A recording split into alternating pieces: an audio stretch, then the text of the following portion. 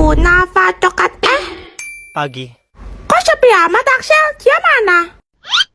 Hah? Ini baru ngabalin. Oh, katanya dia sakit. Sama dong kayak Koko. Kompak amat. Kayaknya mereka jodoh deh, sakit aja bisa barengan. Mungkin karena lagi pancaroba, Celo. Hah? Kenapa sama ular kobra?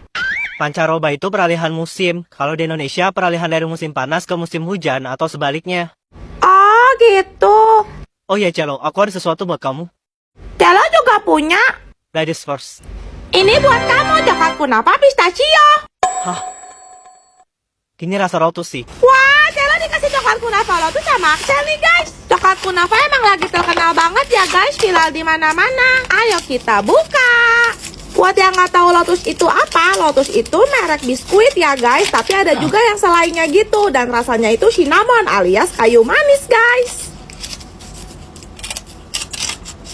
Ini coklatnya gede juga ya, guys.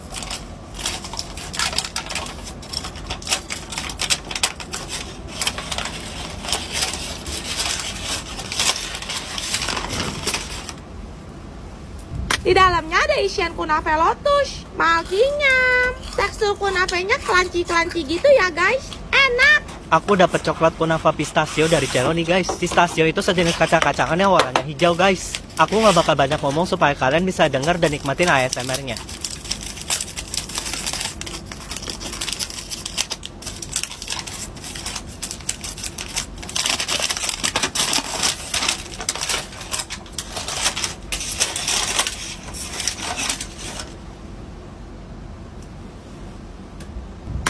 Di dalamnya ada isian kunafe pistachio-nya, guys, warna hijau. Markinya. Coklatnya nggak terlalu manis dan aku suka tekstur kunafenya. Kalian tim pistachio atau tim lotus? Koben. Aku nggak tahan. Jangan dilepas dulu, lihat. Kamu tahu kan, kalau nggak senyum kita bakal koit dong. Koit dong. Kamu tenang aja, Snow. Aku akan ingat untuk selalu senyum. Sakit. Lin, kamu nggak senyum? Kode merah. Lin, senyum, Lin. Roslyn. Kamu cantik banget kalau senyum dulu, lihat. Makasih. Apa? Diva, koit dong. Koit dong. Kavian, mereka memantau kita. Ayo senyum, Kak. Kode merah. Gimana caranya aku bisa senyum? Kakak. Juliet. Hah, sayang. Hari ini senyuman kamu kurang lebar ya. Nih. Makasih, Snow. Syara, mama kamu udah nggak ada. Juliet, terusan mamaku. Koit dong. Koit dong. Syara, coba pakai ini supaya kamu bisa senyum. Apa gunanya? Aku mau nyusul mama aja. Syara, teman aku cuma sisa kamu. Kode merah. Aku nggak bisa kehilangan kamu juga. Please, ya. Syara. Aku senyum kok. Aku senyum. Peringatan. Peringatan. Tapi kakakku nggak dapat peringatan. Teman-teman aku juga enggak. Pacar kamu pasti sedih kalau kamu nggak nurut. Snow. Dia adalah pencipta protokol senyum. Juliet, mana senyummu? Jadi ini semua ulah kamu. Ih. Aku cuma mau kamu bahagia. Tapi nggak gini caranya. Kamu gak punya siapa-siapa di dunia ini. Cuma aku yang sayang. Selamat tinggal. Aku ngelakuin semua itu buat kamu, sayang. Harusnya kamu berterima kasih dong. Kok bisa? Jadi, ayo senyum. Enggak. Jangan kesini. Jangan. Sesuai dugaanku, kalau kamu diam senyum gini kan, cantik seperti boneka. Juliet, masa katanya ada pesawat yang hilang selama 37 tahun sih? Emang benar? Pesawat Pan AM 914 terbang pada tanggal 2 Juni 1955. Membawa 6 awak pesawat dan 57 orang penumpang. Dari New York ke Miami, Florida. Tapi baru 3 jam lepas landas, pesawat ini hilang dari radar. Hah? Jatuh gitu? Atau mungkin mesinnya error kali? Tim investigasi mulai dikerahkan untuk menyelidiki dan mencari di mana keberadaan pesawat tersebut. Tapi hasilnya nihil. Nggak ada sisa-sisa puing pesawat. Karena tak kunjung ditemukan, akhirnya kasus ini ditutup sebagai kecelakaan pesawat yang jatuh tenggelam ke dasar laut. Ada. Pemakaman secara simbolis pun dilaksanakan, dan pihak maskapai juga membayarkan sejumlah kompensasi untuk keluarga korban yang ditinggalkan. Ya ampun, pasti sedih banget. Tapi pada tahun 1992, tiba-tiba pesawat misterius muncul di Bandara Udara Internasional Simon Bolivar di Caracas, Amerika Serikat. Sebenarnya, petugas bandara juga bingung karena ada pesawat yang ingin mendarat, tapi tidak terdeteksi oleh layar sistem mereka. Kok aneh? Sang kapten pilot pesawat tersebut mencoba melakukan kontak dengan menara pengawas. Ia bertanya, ini di mana? Juan, sang petugas bandara, menjawab, kalian berada di Bandara Udara Caracas. Iya. Nggak lama, pilotnya bales, kami PNAM 914, membawa 6 awak dan 57 orang penumpang, dengan rute penerbangan New York menuju Miami, yang dijadwalkan tepat mendarat pada pukul 9.55 waktu setempat, tanggal 2 Juni 1955. Apa? Seketika, semua petugas bandara yang mendengar dari menara pengawas kaget karena sadar kalau itu adalah pesawat yang pernah hilang 37 tahun yang lalu. Waduh. Setelah pesawat mendarat dengan selamat, petugas bandara bertanya kepada sang pilot, apakah Anda tahu kalau sekarang itu tanggal 21 Mei tahun 1992. Terus? Sesaat setelah mendengar itu, pilot pun terdiam, lalu menyalakan kembali mesin pesawat dan langsung terbang lepas landas menuju udara. Ah elah, kemana lagi dah? Pesawat jet diluncurkan dari Caracas guna mengikuti jejak pesawat tersebut. Dan beberapa jam kemudian, pesawat itu mendarat sampai di Bandara Udara Miami. Serius? Ajaibnya, para penumpang turun satu persatu dari pesawat dengan penampilan, bentuk, dan rupa yang sama persis saat mereka hilang dulu. Hah? Mereka nggak menua gitu? 37 tahun loh. Jangan-jangan ini ada hubungannya sama portal waktu. Juliet, lo tau boneka Annabelle ini nggak? Emang beneran ada hantunya ya? Mana serem banget lagi bentuknya. Tenang aja, nggak usah takut. Itu cuma pas di filmnya aja kok. Soalnya wujud asli dari boneka Annabelle itu seperti ini. Ih, lucu deh aslinya. Walaupun lucu, tapi boneka ini amat sangat berbahaya. Kok bisa? Pada tahun 1970, ada seorang ibu yang membeli boneka ini di toko barang antik sebagai hadiah ulang tahun ke-28 untuk putrinya yang bekerja sebagai seorang perawat bernama Donna. Hah? Karena suka banget, Donna membawa boneka ini ke apartemennya. Dia tinggal berdua bersama temannya, Angie. Awalnya semua baik-baik saja, sampai satu persatu kejadian aneh mulai terjadi. Gimana tuh? Boneka itu berpindah-pindah tempat sendiri, terus tiba-tiba muncul bercak merah, seperti noda darah yang bocor dari dalam tubuh boneka itu. Ih, merinding. Karena penasaran, Donna sama Angie memutuskan untuk membawa boneka ini ke dukun, buat nanya-nanya gitu. Dan ternyata, boneka itu benar dirasuki arwah anak kecil perempuan, bernama Annabelle. Serius? Kok bisa? Katanya, Annabelle meninggal karena dan jasadnya dikuburkan di area sekitar kompleks apartemen Donna dan Angie. Waduh. Setelah mendengar hal itu, Donna sama Angie merasa kasihan dan membiarkan Annabelle tinggal bersama mereka. Yang bener aja, tapi kok feeling gua nggak enak ya? Suatu ketika, Lu tunangan Angie datang untuk menginap di apartemen. Lu yang menunggu Angie tak kunjung pulang pun tertidur.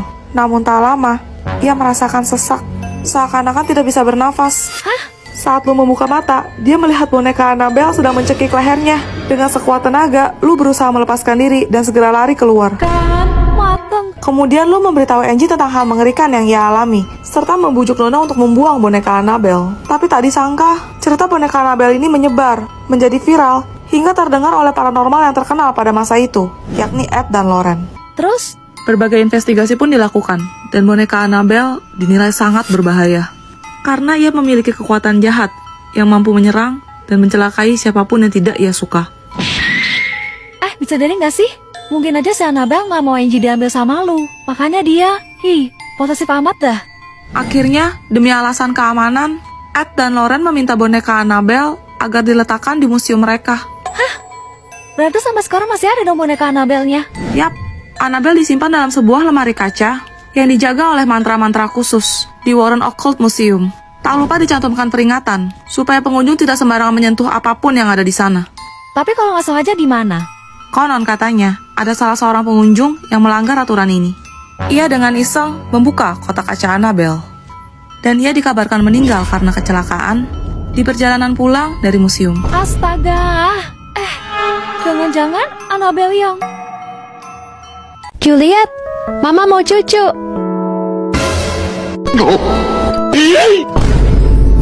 Mama nggak lihat apa mereka masih pakai seragam. Iya, emang Papa nggak mau nimang cucu. Jadi kapan Snow? Mom, Mama tuh.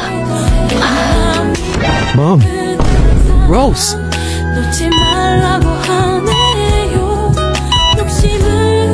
Roslyn, Sing sabar yo, Mike. Mom, Ini pertama kalinya aku melihat Snow sesedih ini. Snow, lo gak usah khawatir. Mama pasti akan segera sembuh. Juliet,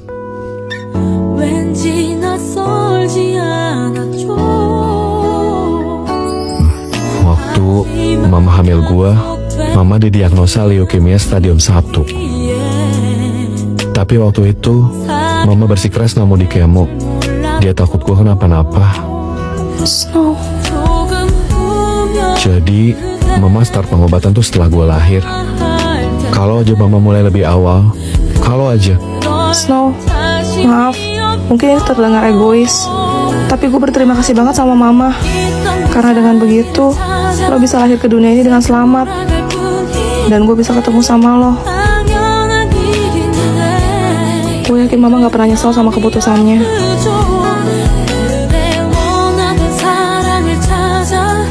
Snow, lihat gue. Ini bukan kesalahan lo. Jadi jangan terlalu nyalahin diri lo sendiri.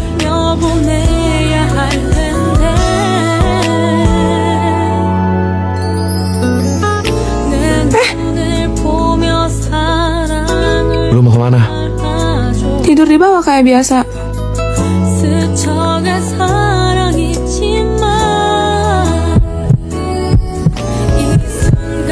Berarti selama ini bukan cuma gue doang yang deg-degan. Ternyata dia juga. Juliet, gua nggak mau tidur sendirian malam ini.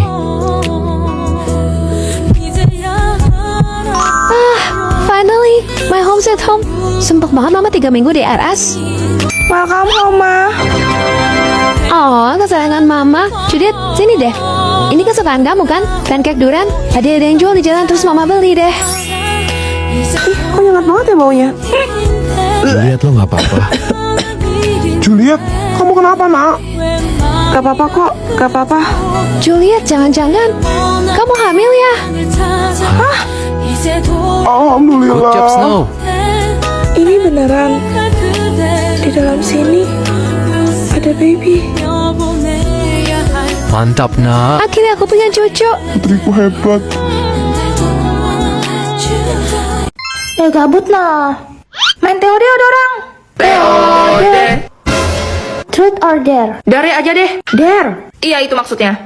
Kau harus gak boleh marah, gak boleh ngegas, harus kalem, harus penyabar, dan maafkan serta mengikhlaskan. Sejam aja. Maaf, bisa yang lain gak? Ayo, tantangannya dimulai dari sekarang. Share, bukumu robek. Iya, gak apa-apa. Hutangku sama kau gak usah kubayar lah ya. Dikit juga tuh. Iya, santai aja. Oh iya, Mon. Pulpenku kemarin yang kau pinjam 5 biji kemana? Nah, hilang, Share. Gak tahu kemana. Oh ya udah, biarin aja. Gak usah diganti. 15 menit kemudian. Kok jadi serem ya? Kau ngerasa gak sih? Iya kan, kayak kesambet. Udah aja kali ya. Share, udah stop. Mainnya kelar udah. Gak usah pura-pura kalem lagi. Loh, kenapa? Gak apa-apa, Bah. Asli, Share, cepat balikan kayak biasa, serius. Lah, kan aku memang begini. Woi, Raki, gimana nih? Jangan kau tanya aku pun takut, Toy. Oh iya, tadi kalian nyontek jawaban matematika aku ya? Pasti Serena marah nih. Kenapa nyonteknya cuma setengah? Semuanya aja, Bah. Nih, nah, salin cepat. Selamat siang, kita lanjutkan materi kemarin. Sebentar. Ini kenapa perasaan saya kok kelas kita jadi suram begini? Pak, sebenarnya kelas kita jadi begini semenjak Serena gak ganas lagi, Pak. Sekarang dia kalem banget. Harus diteleponin orang tuanya, anaknya sakit kok dibiarin. Halo, dengan orang tua Serena. Begini Pak, belakangan anak Bapak berubah jadi kalem. Berbahaya Pak, jadi harus bagaimana ini? Coba salah satu cari racun semprot nyamuk cepat, siap Pak. Aduh, semoga mempan ini, kalau nggak mempan, nggak tahu lagi sudah saya. Ini Pak, dapat di mana kamu?